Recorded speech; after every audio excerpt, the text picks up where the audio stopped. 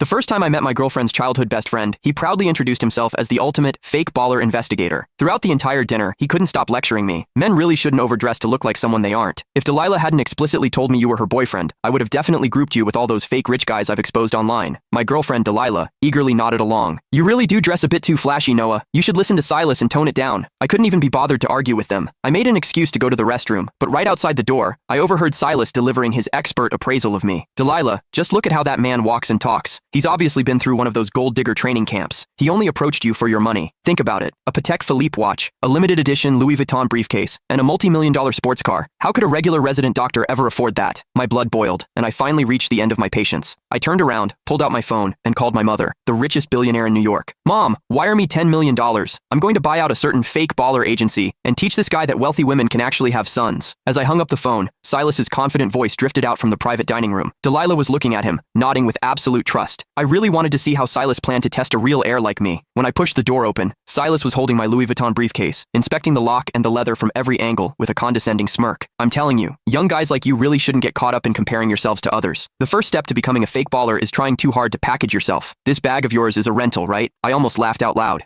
When Silas saw I wasn't speaking, he assumed he had hit a nerve.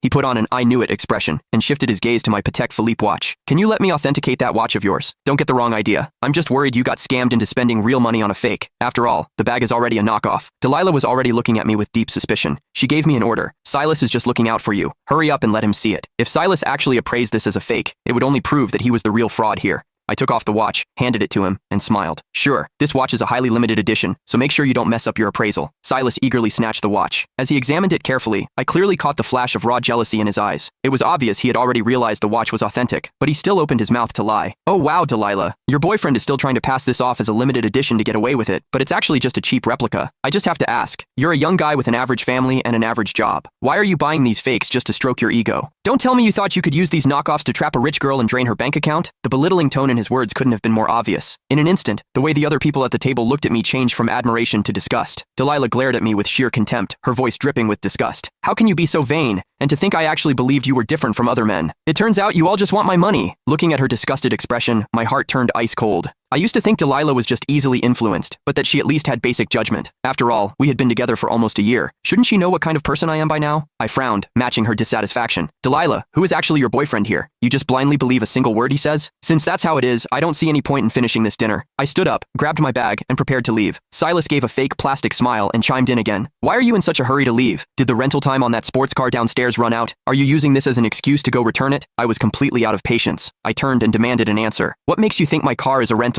Silas patted Delilah's